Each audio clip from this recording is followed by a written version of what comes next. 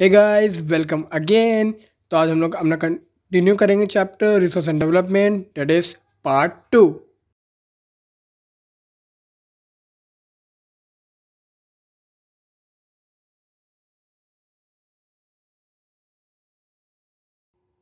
तो कल तक हम लोग स्टॉक तक पढ़ चुके थे। आज हम लोग को स्टार्ट करना है रिजर्व से। चलो स्टार्ट करते हैं। Reserves are the subset of the stock which can be put into use with the help of existing technical know-how, but their use has not been started. These can be used for meeting future requirements. River water can be used for generating hydroelectric power, but presently it is being utilized only to a limited extent. Thus, the water in dams, forests, etc. is a reserve which can be used in future.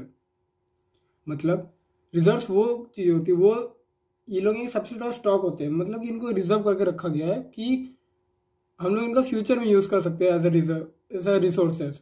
मतलब जैसे कि water use होता है hydro electric generation में, लेकिन उसका भी limited use हो रहा है क्योंकि इसको हम लोग बचा के रख रहे हैं फ्यूचर्स के लिए। वैसे ही फॉरेस्ट भी है, हम फॉरेस्ट में वुड लेते हैं, फॉरेस्ट के बहुत सारे यूजेज है एज अ रिसोर्स, लेकिन हम लोग लिमिटेड अमाउंट में यूज़ करते हैं फ्यूचर्स के लिए। लेकिन सम एरियाज में वीसी लार्ज स्केल डिफॉरेस्टेशन होता है जो कि ठीक नहीं है अर्थ के लिए भी। तो चलो आगे बढ़ते हैं। Development of resources. Resources are vital for human survival as well as for maintaining the quality of life. It was believed that resources are free gifts of nature. As a result, human beings use them indiscriminately, and this has led to the following major problems. First, depletion of resources for satisfying the greed of few individuals. मतलब resources हमें deplete होने लगे, कम पड़ने लगे, या फिर कुछ लोग इक्वल डिस्ट्रीब्यूशन नहीं होने लगा। कुछ लोगों के लालच के चलते हैं कि हमको ज़्यादा चाहिए, हम ज़्यादा से ज़्यादा जितना कंज्यूम कर सके करें। Accumulation of resources in few hands, वही मतलब है, which in turn divided a society into two segments, that is haves and have-nots, और rich and poor. इस पॉइंट को इन टर्म्स ऑफ रिसोर्सेज देखा गया है कि कुछ लोग अपने लालच में या कुछ लोगों के पास अगर ज़्यादा रिसोर्स हो गए तो वो लोग ज़्यादा कंज्यूम करने लगे, तो सोसाइटी में का डिवीज़न हो गया इससे। पहला ग्रुप जिनके पास है बहुत सारे रिजर्व्स है, रिसोर्सेस हैं, और दूसरा जिनके पास कुछ नहीं है, रिसोर्सेज नहीं है, उन जैसे तैसे करके अपना नीड्स को सेटिस्फाई कर रहे हैं। तीसरा, indiscriminate exploitation of resources has led to global ecological crises such as global warming, ozone layer depletion, environmental pollution and land degradation. मतलब कि रिसोर्सेज का जो इंडिस्क्रिमिनेट एक्सप्लॉयटेशन हो रहा है उनसे तो सोसाइटी हार्म हो ही रही है। इसमें तीसरा पॉइंट आप लोगों को नहीं दिया है, नई बुक में दिया है। तो उसे एक ग्लोबल इकोलॉजिकल प्रॉब्लम्स भी आ रही है, जैसे ozone layer depletion, global warming, ये सब तो आप जानते ही है। हाँ, तीसरा पॉइंट ऊपर दिया था, सॉरी मैं नीचे देख बोला था।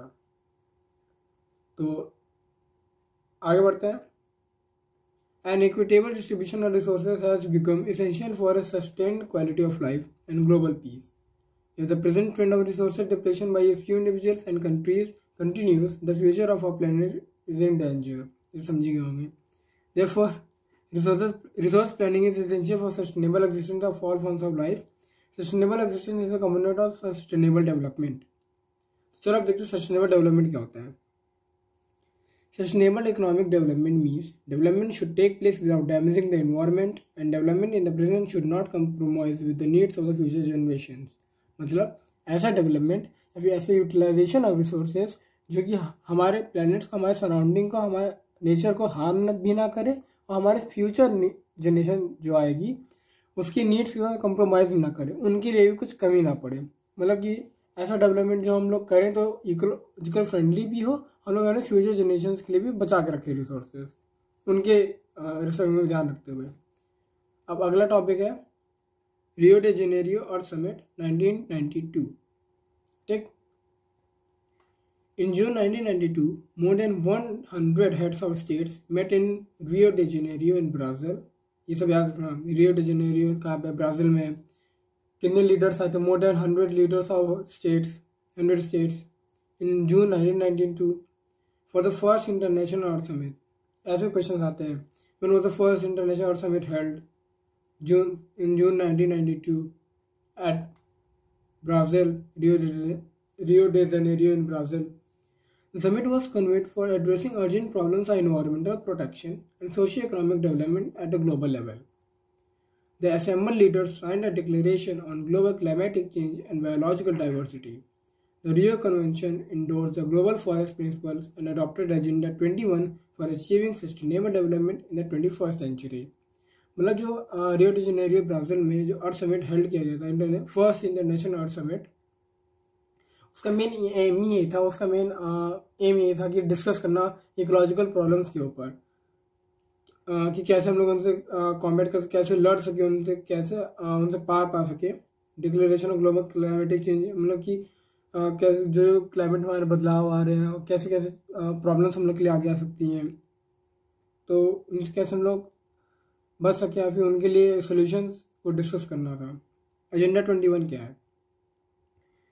It is a declaration signed by world leaders in 1992 at the United Nations Conference on Environment and Development, UNCED, full form याद आता है, UNCED, United Nations Conference on Environment and Development, which took place at Rio de Janeiro, Brazil. It aims at achieving global sustainable development. It is an agenda to combat environmental damage, poverty, diseases through global cooperation, through global cooperation and common interests, mutual needs and shared responsibilities. One major objective of the Agenda 21 is that every local government should draw its own local Agenda 21. Agenda 21 क्या है? इसमें ये सब topics लिए गए थे, main topics लिए गए थे। उनका एम था कि वर्ल्ड में कि हम लोग कैसे हम लोग कैसे पार पा सके, किससे? इन्वायरमेंटल डैमेज से, इन्वायरमेंटल प्रॉब्लम से, पॉवर्टी से, गरीबी से, और भुखमरी से, डिजीजेस जो थी, क्रॉनिक जो हंगर, कैसे रिमूव हंगर, ये भी था उनका। Mutual needs and share responsibilities, सबको एक वो शेयर करना, सबके ऊपर रिस्पॉन्सिबिलिटी है, सबको कॉर्पोरेट करेगा। और सबसे मेन ऑब्जेक्टिव था कि हर local government, even every local government should draw its own local agenda 21, तभी एक बढ़िया कॉर्पोरेशन हो पाएगा। चलिए नेक्स्ट पेज पे अगला टॉपिक है हम लोग का resource planning. Planning is widely accepted strategy for judicious use of resources. It has importance in a country like India, which has enormous diversity in the availability of resources. There are regions which are rich in certain types of resources, but are deficient in some other resources. There are some regions which can be considered self-sufficient in terms of the availability of resources, and there are some regions which have acute shortage of some vital resources. For example, ऊपर के paragraph का मतलब क्या था कि India हम लोग का बहुत डाइवर्स कंट्री है, तो इंडिया में बहुत ऐसी जगह हैं जहाँ पे कोई रिसोर्सेज बहुत ज़्यादा पाए जाते हैं, किसी भी कहीं पे रॉक्स मिनरल्स बहुत ज़्यादा पाए जाते हैं, तो कहीं पे ना के बराबर, कहीं पे कोई स्टेट है, कोई एरिया है जहाँ पे वो सेल्फ सफिशिएंट कहा जाता है कि ये अपने आप डेवलप कर सकता है अगर यहाँ पे प्रॉपर यूटिलाइजेशन रिसोर्स हो, यहाँ पे अबेंडेंट अमाउंट है रिसोर्स का, तो कहीं पर है लेकिन थोड़ा कम अमाउंट में, तो वही था। Example, The states of Jharkhand, Chhattisgarh and Madhya Pradesh are rich in minerals and coal deposits. Arunachal Pradesh has abundance of water resources but lacks in infrastructure development. The state of Rajasthan is very well endowed with solar and wind energy but lacks in water resources. The cold desert of Ladakh is relatively isolated from the rest of the country. It has very rich cultural heritage but is deficient in water, infrastructure and some vital minerals. This calls for balanced resource planning at a nation, state, regional and local levels. चलिए फटाफट next topic पे आते हैं। I hope कि तुम लोग मेरे साथ बुक रीडिंग कर रहे होगे तो अच्छी बात है। तो चलो नेक्स्ट टॉपिक है resource planning in India. Resource planning is a complex process which involves first identification and inventory of resources across the regions of the country। मतलब कि रिसोर्स की जांच पड़ताल करना, उनका जान पहचान करना, कहाँ पे पाए जाते हैं, आइडेंटिफिकेशन, इन्वेंटरी, उनको इन्वेंट करना, खोजबीन करना across various region of the country. This involve surveying, mapping and qualitative and quantitative estimation and measurement of resources. ये क्या इन्वॉल्व करता है? सर्वे करना and qualitative and quantitative estimation, मतलब किस क्वालिटी में और कितना क्वांटिटी में, कितनी मात्रा में हम लोग को रिसोर्स चाहिए कि वो हम लोग की नीड्स को भी सेटिस्फाई कर दे और इन्वायरमेंट को भी कोई डैमेज ना पहुंचाए। ये होता है qualitative and quantitative estimation and measurement of resources. Second, evolving a planning structure endowed with appropriate technology, skill and institutional setup for implementing resource development plans। मतलब कि एक ऐसी प्लानिंग रखना या फिर अपनी टेक्नोलॉजी के साथ उसको एसेस करना कि प्री एक्जिस्टिंग टेक्नोलॉजी से भी अपने रिसोर्सेज को बेस्ट आउटपुट निकालना उससे। रिसोर्स डेवलपमेंट प्लान के लिए कि किस एरिया में उस रिसोर्स से कैसे हम लोग डेवलपमेंट कर सकते हैं, तो वो सारी टेक्नोलॉजीज का यूज़ करके प्लानिंग स्ट्रक्चर बनाना कि हम लोग के पास ऐसी टेक्नोलॉजी है और ये रिसोर्स है, तो हम लोग उसका एक प्लानिंग स्ट्रक्चर बनाना कि उससे हम लोग कैसे डेवलपमेंट कर सकते हैं इस एरिया का। Third, matching the resource development plans with overall nation development plans. और यहाँ तक ये भी कंपेयर करना कि जो हम लोग रिसोर्स डेवलपमेंट प्लान्स हैं वो हमारे नेशन के डेवलपमेंट में कैसे हेल्प कर सकते हैं, कैसे कंट्रीब्यूट कर सकते हैं, बेसिकली कर ही सकते हैं। तो ये सब स्टेप्स हैं। आगे बढ़ते हैं। आई होप समझ में आ रहा होगा। India has made concerted efforts for achieving the goals of resource planning right from the first 5-year plan launched after independence. The availability of resources is a necessary condition for the development of any region, but mere availability of resources in the absence of corresponding changes in technology and institutions may hinder development। मतलब कि किसी भी area के development में एक factor होता है resource की अवेलेबिलिटी की फैक्टर होता है। लेकिन अगर रिसोर्स की अवेलेबिलिटी है लेकिन वहाँ पे टेक्नोलॉजी के लिए लोग उतने अवेयर नहीं है, टेक्नोलॉजी वहाँ पे नहीं है, तो रिसोर्स होने का क्या फ़ायदा, डेवलपमेंट होगा नहीं। There are many regions in our country that are rich in resources, but these are included in economically backward regions। ये भी एक फैक्टर है। On the contrary, there are some regions which have a poor resource base, but they are economically developed। The history of colonization reveals that rich resources in colonies were the main attractions for the foreign invaders। It was primarily the higher level of the technological development of the colonizing countries that helped them to exploit resources of other regions and establish a supremacy over the colonies। Therefore, resources can contribute to development only when they are accompanied by appropriate technological development and institutional changes। India has experienced all this in different phases of colonization। Therefore, in India, development in general and resource development in particular does not only involve the availability of resources, but also the technology quality of human resources and the historical experience of the people। अब इतने बड़े para का meaning क्या है? Simple सा meaning है जो मैंने ऊपर समझाया था कि वही मीनिंग है। इसका बेसिक मीनिंग है कि किसी एरिया में अगर रिसोर्स पाया जाता है, किसी एरिया में वो रिसोर्स की अवेलेबिलिटी है लेकिन हम लोग के पास टेक्नोलॉजी नहीं है, तो हम लोग उसको एक्सेस कैसे कर सकते हैं, उससे हम लोग डेवलपमेंट कैसे कर सकते हैं। तो हमारे हिस्ट्री ऑफ कॉलोनाइजेशन मतलब कि जो कॉलोनियल कंट्रीज की उनका मेन में रहता है, वो लोग टेक्नोलॉजिकली अच्छे थे तो वो लोग उसी जगह पर ज़्यादा जाते थे। जैसे इंडिया में आए ब्रिटिशर्स, तो इंडिया के पास बहुत से रिसोर्सेज थे तो उन्होंने एक्सप्लॉइट करना शुरू कर दिया। हम लोग के पास टेक्नोलॉजी नहीं थी, उन लोगों के पास टेक्नोलॉजी थी, उन्होंने हमारे रिसोर्स को यूज़ तो करना शुरू किया लेकिन साथ में एक्सप्लॉइट भी किया। तो बेसिकली वही इस पैराग्राफ में कि किसी भी के डेवलपमेंट में रिसोर्स होना तो ज़रूरी है ही, साथ में टेक्नोलॉजी का होना भी बहुत ज़रूरी है। नेक्स्ट है conservation of resources. Resources are vital for any developmental activity, but irrational consumption and over-utilization of resources may lead to socio-economic and environmental problems। Resources तो होते हैं डेवलपमेंट के लिए, ज़रूरी होते हैं, लेकिन उनका सही से ढंग से यूज़ ना करना, उनका एक्सप्लॉइट करना बहुत सारे सोशियो-इकोनॉमिक प्रॉब्लम्स खड़े कर सकता है। To overcome these problems, resource conservation at various levels is important. This had been the main concern of the leaders and thinkers in the past. For example, Gandhiji was very apt in voicing his concern about resource conservation in these words: "There is enough for everybody's need and not for anybody's greed." Sentence में आता है exam में, explain statement. What do you understand by this statement? There is enough for everybody's need, and not for anybody's greed. इसका मतलब है कि हमारे पास resource इतना है, इतनी क्षमता है या फिर इतना रिसोर्सेस है कि वो सबकी नीड्स को पूरा कर सकता है, लेकिन इतना नहीं है कि किसी एक की लालच को पूरा करे। लालच क्या है, कभी ख़त्म होगा नहीं, उसको और चाहिए ही चाहिए, जितना मिला उसके लिए उतना कम ही रहेगा, इक्वल डिस्ट्रीब्यूशन होगा नहीं। अगर लालच नहीं है, इक्वल डिस्ट्रीब्यूशन है, खाली लोगों को अपनी बेसिक नीड्स पूरी करने से मतलब है, तब उतना रिसोर्स हम लोग हैं, उतना कैपेबल है हम लोग। ठीक है।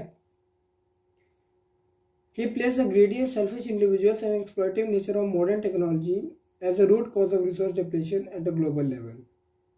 He was against mass production and wanted to replace it with production by masses. मतलब वो मास प्रोडक्शन के अगेंस्ट थे कि ज़्यादा से ज़्यादा प्रोडक्शन करो। वो चाहते थे कि जितना चाहिए उतना प्रोडक्शन करो। ठीक है। अब इसके बाद वाला पैरा को डिस्कस करते हैं।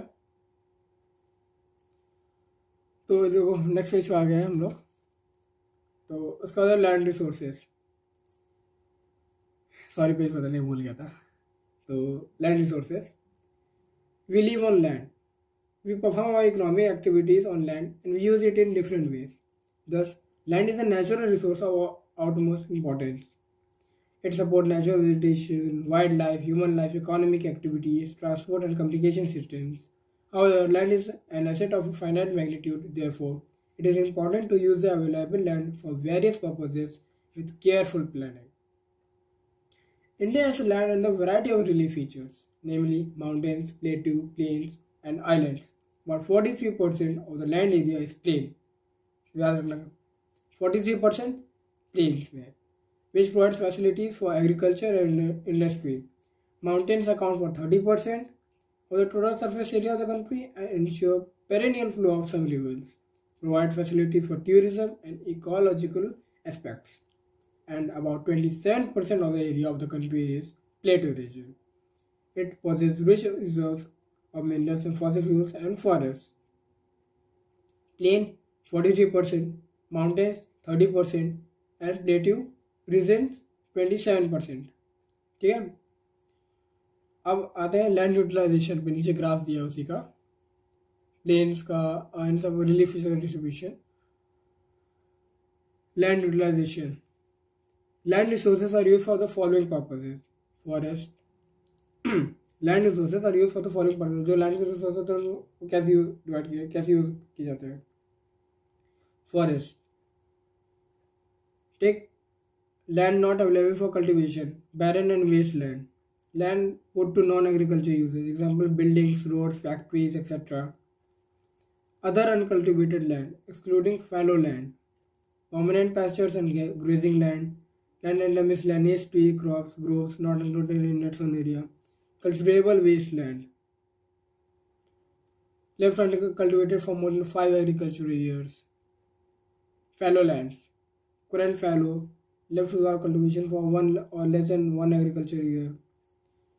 Other than current fallow, left uncultivated for past 1 to 5 non-agricultural years. Net zone area, areas on more than once in a year agricultural year plus net zone area is known as gross cropped area. Net sown area का definition, ये gross cropped area होगा, और net sown area का definition हो जाएगा total area of country on which crops are sown. Net sown area ऐसे लिख सकते हो। ठीक है। Land use pattern, land use pattern in India, the use of land is determined by both physical factors such as topography, climate, soil types, as well as human factors such as population density, technological capability and culture and tradition. तो इसमें पूछ सकता है what are the factors that determine the land use pattern in India।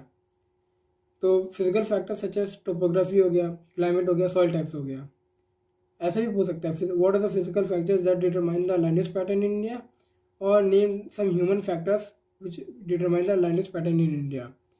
तो confuse होता है ना, physical factors हो गया topography, climate, soil type. Human factors population density, technological capability and culture and tradition et cetera. Total geographical area of India is 3.28 million square kilometer. Land use data, however, is available only for 93% of the total geographical area because The land use reporting for the most northeast states except Assam has not been done fully. Moreover, some states of Jammu and Kashmir occupied by Pakistan and China have also not been surveyed. ठीक है, तो आज के लिए बस इतना ही. आगे के पेजेस में अगली वीडियो में डिस्कस करूँगा. ठीक है, आई होप आप लोगों को समझ में भी आया होगा और जितना मुझसे हो सकता था मैंने समझाया. ठीक है, थैंक्स फॉर वॉचिंग. वीडियो अच्छी लगी तो please like share and subscribe और बेल आइकन को ज़रूर दबा देना. Thanks for watching.